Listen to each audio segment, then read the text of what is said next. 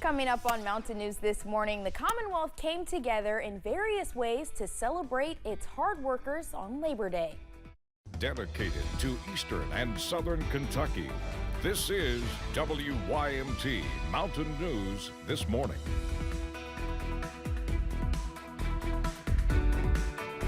Good morning, I'm Madison Carmouche. We're coming up on 5 o'clock this Tuesday morning, and we're officially past Labor Day. Now, I'm not sure what that means weather-wise, but I know who can let us know, and that's meteorologist Tim Drawbridge. So let's send it over to him for a look at your forecast. All depends on your perspective. Some people look at temperature and go, it's all downhill from here, right? Well, we are running below average this morning. Typically should be closer to 63. We are at 52. Low clouds and fog have been forming. So you know what I'm going to say, right, Madison? Take the pedal off the metal as we get back into the work and school mode this morning as the visibility is down to around 7 miles at the reporting station in Harlan. Temperature-wise, 50s across all of eastern and southern Kentucky. Irvin at 50. It's 62 as you make your way through Monticello. Satellite weather composites, mostly clear, sparkling skies as we've gone through the last several hours. And guess what? That'll be a continuing theme, minus the low clouds and fog that form here over the next couple of hours. You'll see the sunshine dim a bit late this afternoon, but still a very pleasant day with a high in Hazard up to 80. More about your ARH First Alert 70 forecast as we rock and roll through this 5 o'clock hour. Madison? All right, Tim, thank you. More than 130 years ago, Labor Day was made a federal holiday. The holiday gives workers around the nation a day off to reflect on the work they accomplished.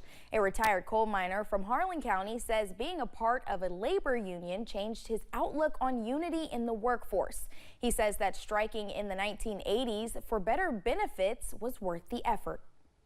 It was a huge strike that really brought solidarity to not only the UMWA, but to the coal miners all over the country and other labor unions.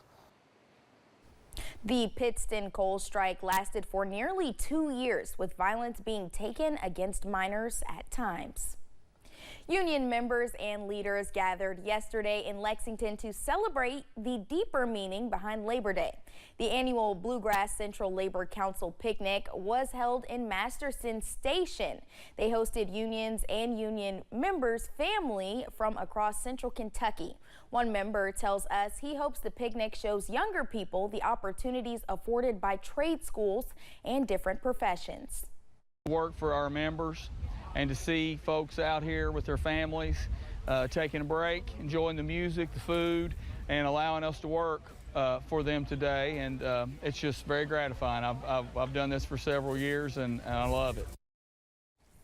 Beasley says they spent yesterday supporting the Communications Workers of America as AT&T workers head into week 3 of their strike. The Kentucky Flea Market's 52nd annual Labor Day Spectacular wrapped up yesterday. The 4-day event featured more than 800 booths for shoppers to explore in the west wing of the Kentucky Expo Center. Anything from antiques, toys, clothes, and more were sold. We talked to some shoppers about what kind of deals they scored. Well, I collect old antique toys and stuff, and I've already bought some of them and carried them to the car. And the girls like going through the Amazon zoo back there.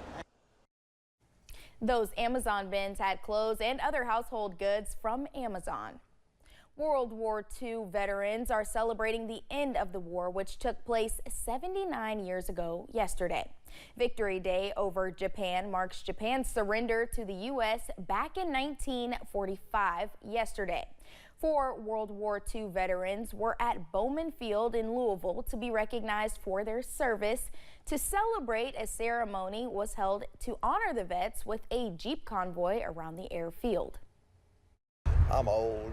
I didn't realize I'd ever attain this age, but it's great. I've been blessed.